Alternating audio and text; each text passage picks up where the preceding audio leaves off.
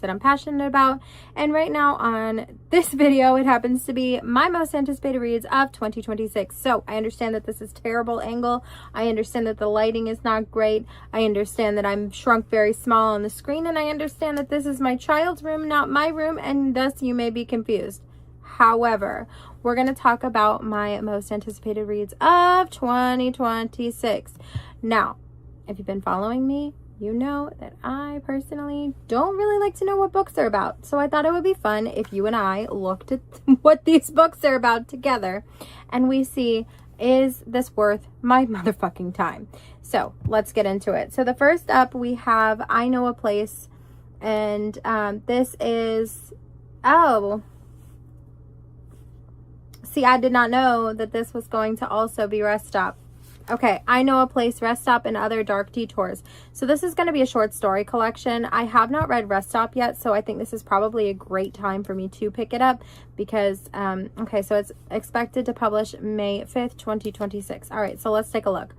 Diabolical, haunting, and unforgettable horror short story collection from USA Today bestseller author Nat Cassidy, featuring his unique blend of gleefully terrifying fiction and including his Bram Stoker Award nominated novella Rest Stop. I have picked this up multiple times and did not purchase it. Fantastic for me because now I can own it inside of a collection. Do we know how many pages this is going to be? Do we know how many stories is going to be in this? Those are my questions. I suppose we don't. Not yet, maybe. Up, 472. Damn, 472. All right, so let's see. There are locations in this world where the light doesn't seem to reach, where no matter how illuminated the place might be, shadows creep in too strongly to fight back. Suspiciously empty gas station, rest stop in the middle of littered with googly eyes. What? A doctor's office where a bottle of booze and a tear-stained folder wait on the desk. A tech millionaire's haunted kitchen, a Bible-quoting ventriloquist's dingy apartment, a yoga retreat in the middle of a desert, silent except for the screaming. The supernatural, sinister locations are your destination, and bestseller Nat Cassidy will be your guide. Okay, it's still going to be worth my time. I loved the book that I read by Nat Cassidy this year. Okay, so next up we have My Husband's Wife. This is by Alice Feeney. I have not historically had a great time with Alice Feeney. We can take a look and see what my actual ratings are. Let's see. Sometimes I Lie, I give it 2 stars. Daisy Darker, I give it 2 stars. And that's really it. So why do I want to read this? I don't know. I think maybe it's because there's a key on it. And I'm willing to give Alice Feeney another shot. Maybe that's why. I'm unsure. Uncertain. But what is this about? I don't know. Let's find out together. So, where's the... There we go. Eden Fox, an artist on the brink of losing her... What? Where am I reading this from? On the brink of her big break, sets off for a run before her first exhibition. When she returns home that she's recently moved into, spyglass an enchanting old house in Hope Falls. Nothing is as it should be. Her key doesn't fit. A woman eerily similar to her answers the door, and her husband insists the stranger is his wife. Whoa. Okay. That sounds good. One house, 2 husbands. No. One house, 1 husband, 2 women. Someone is lying. 6 months earlier. You know what? I don't want to read any further. I continue to want to read this. Okay. And that one is coming out... What? It's coming out in December. Oh no, that is when I put it on my list. Wow, that's crazy. And now back to you, Heartstrings, second one. I don't really feel like there's much that I need to say about this one. If you didn't read the first one, it was great. It was really good. That one is going to remain on my list. Next up, we have Game On. Once again, this is a sequel or a, part of a companion series.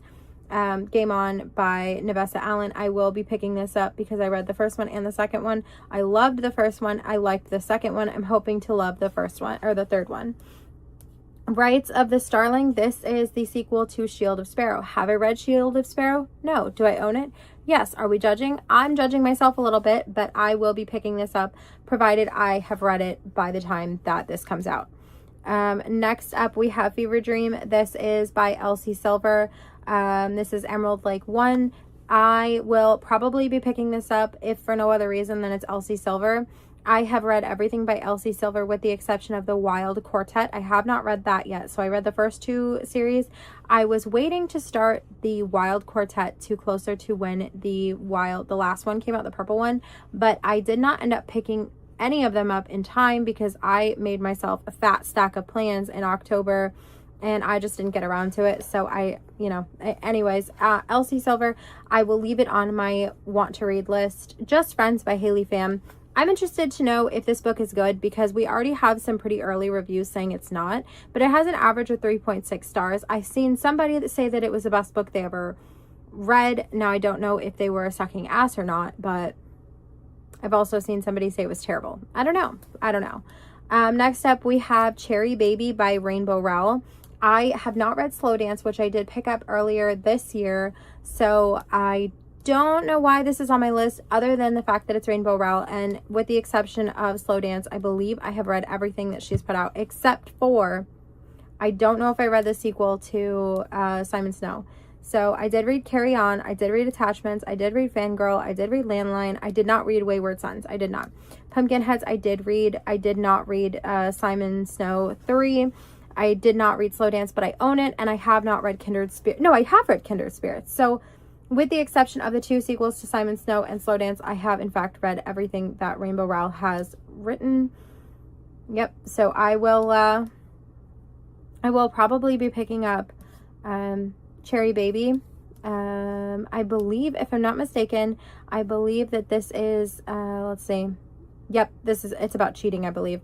So everyone knows that Cherry's husband, Tom, is in Hollywood making a movie. Almost nobody knows that he isn't coming home. Tom is the creator of Thursday, a semi-autobiographical webcomic turned best-selling graphic novel turned international phenomenon. Semi-autobiographical, that means there's a character in this movie based on Cherry, and her name is Baby, I guess. Wide-hipped, heavy chest, double-chin Baby. Cherry never wanted this. No fat girl wants to see herself caricatured on the page, let alone on the big screen, but there is no getting away from it. Baby looks so much like Cherry that strangers recognize her in the grocery store. While her soon-to-be ex-husband is in Los Angeles getting rich and famous and being the internet's latest boyfriend, Cherry is stuck in Omaha taking care of the dog he always wanted and the house they were going to raise a family in and wondering who she's supposed to be without him. Cherry had promised to love Tom through thick and thin, and she meant it. One night, Cherry decides to leave all her problems, including Tom's overgrown puppy, at home. She ventures out to see her favorite band play her favorite album, and someone recognizes her from across the room. Russ Sutton knew Cherry when she was a young art student with a fondness for pinup dresses and a patent leather heels before Tom. Russ knows Cherry, he likes Cherry, and best of all, he's never heard of Thursday. Okay, cool. I will be picking that up, I believe. Broken Dove is the sequel to Silver Elite. I read Silver Elite. It was a pretty okay book for me. I mostly read it because of the discourse surrounding it, because listen, I am a slut for discourse. If there is discourse around it, I want to read it. I don't know. Is something wrong with me? Yes, of course there is, but I digress. However, I can't really tell you what book 2 is about without spoiling book 1. So book 1 is essentially, the way that it's been pitched is like Hunger Games meets like a romantasy setting, but it's definitely more Fourth Wing in my opinion. So if you are missing Fourth Wing, Red Queen, Hunger Games, if you're missing books like that, this is definitely something that you could pick up to sort of ease the ache in your heart and soul.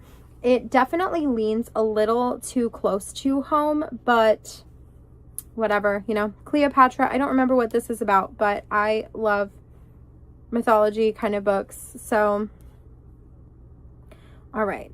You know my name, but do you know me? Your historians call me a seductress, but I was always in love's thrall. Your playwrights speak of my witchcraft, but I was gifted my talents by the gods. Your poets sing of my bloodlust, but I was protecting my children.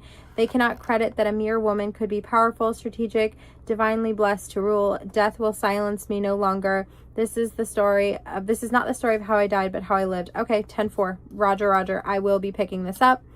Next up, we have You Did Nothing Wrong. This is by C.G. Drews. C.G. Drews wrote the recent release Hazelthorne, and also what was that one book that C.G. Drews wrote? It was what was it? It was something about the woods. What? Don't let the forest in. Don't let the forest in.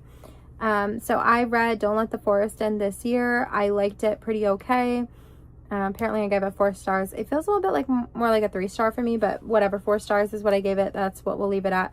And this is supposed to be a horror for, I believe, adults, because I think so, because it's, yeah, it says adult. Perfect. All right, so single mother Elodie's life has become a fairy tale. She met Bran, equal parts golden retriever, devoted and sinfully handsome. He whisked her and her autistic son Jude to the crumbling family house he's renovating.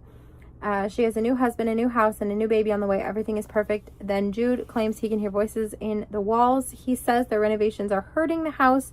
Even Elodie can't ignore it. Something strange is going on. The question is it within the house or with her son? Then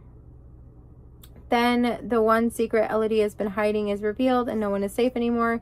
All right, I will be picking that up. That one is going to remain on my list. So far, I'm doing pretty great. The Escape Game. Now, this is by Marissa Meyer, and I think that is the author of the Cinder stuff. Am I right? I read Cinder, I believe. I read a couple of them, actually, I think. Yeah, the Lunar Chronicles. Yep, I have, in fact, read... Yep, I read the Lunar Chronicles. I know I read Scarlet. Why is that not marked red? I digress. I think I read To Crest. I did not read Winter. I know that. And I didn't read beyond that. But I think that the reason that I put this one on my list is because A, I recognize Marissa Meyer, and also I think it's about an escape room. Yes, an unforgettable YA murder mystery set in an escape room themed game show. All right, that is all I really want to know, but I will go ahead and read a little bit of it. It's all fun and games until someone ends up dead. 6 months ago, season 4 of The Escape Game ended in horror when contestant Alicia Angelos was found murdered on set.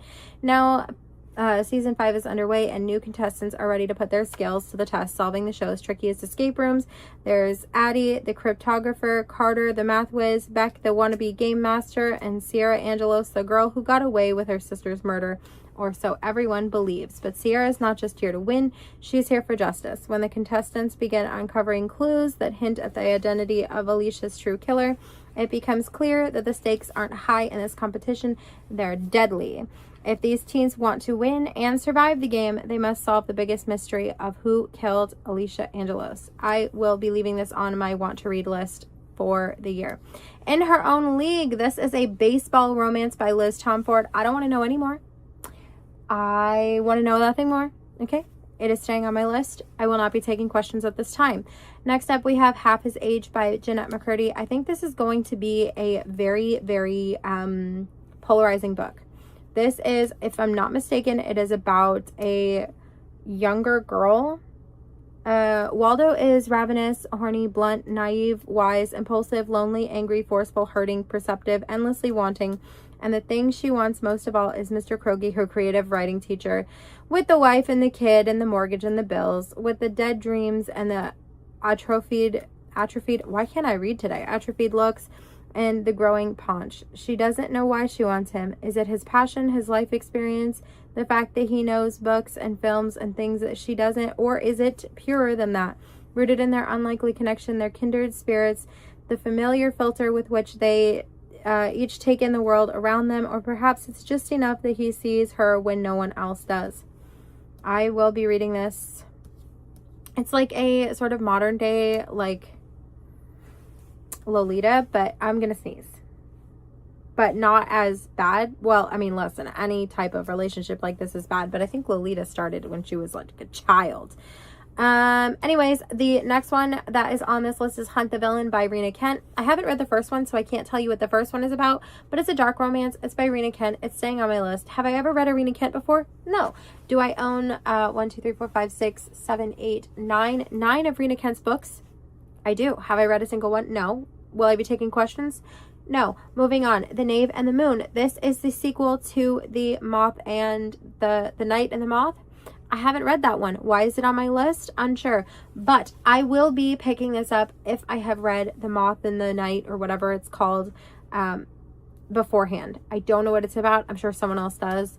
How to Kill a Guy in 10 Dates. This is supposed to be like a horror thriller, but like funny, I think. Horror, romance, mystery, thriller. Ooh, this sounds great. Okay, a humorous, swoony, and downright terrifying horror romance in which a young woman gets caught in the middle of a murder spree at a high-speed dating event and must use her encyclopedic knowledge of the horror genre to make it is a real life final girl. Okay, you know what? I actually don't want to know anymore. That sounds great. I will be picking that up. Next up, we have Fae and Alchemy 3. This is the sequel to Quicksilver and Brimstone. Have I read either of them? No. Do I own them? Yes, I got them for Christmas. Thank you for asking. Will I be reading this? Provided I read the other two first. Yes, I will. Next, we have Tempting Venoms. Going right back to Rena Kent. I own the first two in this. I will be picking up the third one because I want to. Moving on to The Caretaker by Marcus Kleiwater. Marcus Kleiwater wrote one of my favorite books last year, which was We Used to Live Here. This is supposed to be set in the same world. So we have exciting opportunity, caretaker urgently needed, 3 days of work, competitive pay, serious applicants only. Macy Mullins can't say why the job posting grabbed her attention. It had the pull of a fisherman's lure, barbed hook and all, vaguely ominous, but after an endless string of failed job interviews, she is not exactly in a position to be picky. She has rent to pay, groceries to buy, and a younger sister to provide for.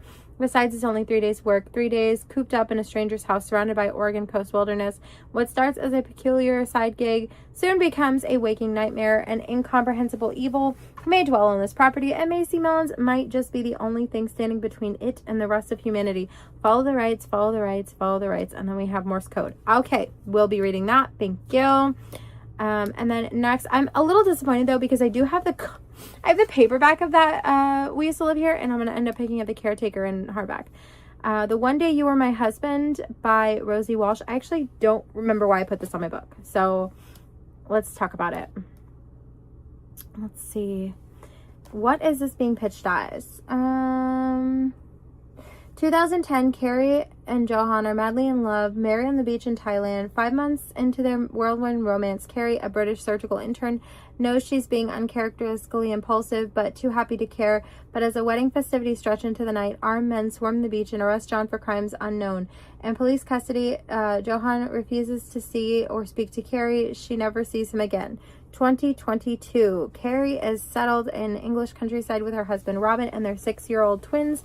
After a difficult entry into motherhood, Carrie has given up on her career as a physician and has convinced herself that life as a mother and a wife is enough until she stumbles across an online post that makes her realize Johan is out of prison. He has been out for years. As the memories of their intense, passionate relationship returns to her, she becomes obsessed with the discovering of the truth of what happened on that beach all those years ago, even if that means putting her marriage and family in jeopardy. What the fuck? I would probably like this. And just as Carrie thinks she knows what she must do, a shocking twist confirms the truth found in every Rosie Walsh. Everyone has something to hide. The One Day You Were My Husband asks listeners what and whom they would give up to return to a first love and the people they once were. Okay, that sounds great. I will be picking it up. And next up, we have A Killer Kind of Romance. I don't know why I put this on my list, but it said killer and romance, so I thought it would be good. Okay. The new romance from USA Today bestselling author Letizia Loreni, a crime podcast host, must solve a chilling serial killer case while navigating an unexpected romance with her mysterious next-door neighbor. I will probably like this, so I'm gonna go ahead and pick it up. Oh, look, it's releasing in January. I kind of don't want to know much more. You'll find that romance I want to know less. With other books, I want to know significantly more. I want to know if it sounds like something I would enjoy. Next up, we have Casey West, Stranger Things Have Happened. I do believe that I have read some Casey West in the past, so let's take a look and see. What? I haven't. I could swear that I've read at least By Your Side. I must own several of these books and not have read them. More books by Casey West. Have I really read nothing by Casey West? I was swearing up and down that I had read something. Oh, look at that. Nothing. Oh, there's another page. I swear I read something by Casey West. Maybe I didn't. But this is an adult romance, I believe. Can fake dating lead to real love? Casey West's next sexy adult rom-com. Two people must decide where the lie ends and where the chemistry begins. So it's fake dating. Okay, I do tend to like fake dating most of the time. So I will probably be picking that up. The Keeper, this is by Anna Huang. This is Gods of the Game. This is the 3 sports, like soccer romances. I want to know nothing because I haven't even read the first one. I own it. Second one's in my cart. Third one's coming out. Haven't even read the first one, but it's there. And then Japanese Gothic. This is by Kylie Lee Baker. This is the author of the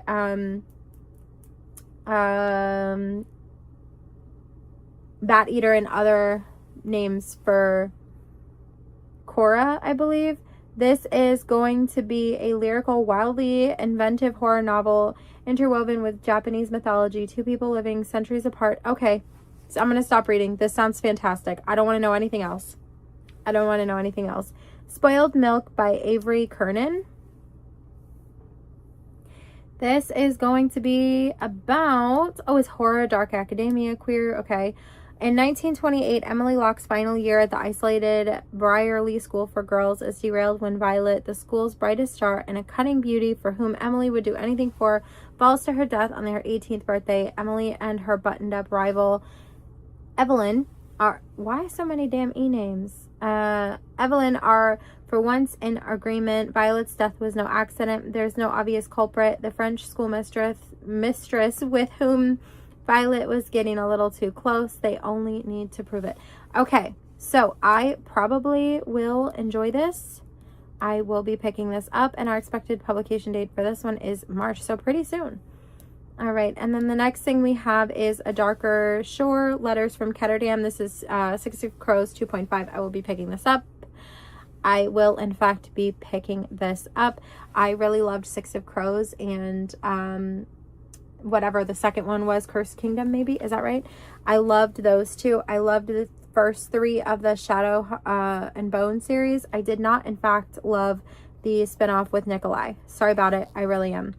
Harvest Season. This is the second in the Seasons of Carnage trilogy. This is by Bryn Weaver. It's Bryn Weaver, in my experience, in the 4 books that I've read, are serial killer romances. I want to know nothing. I want to go in and have a great time. The Last Crusade, Raiders of the Lost Heart. This is the 3rd book in a series. They're like interconnected.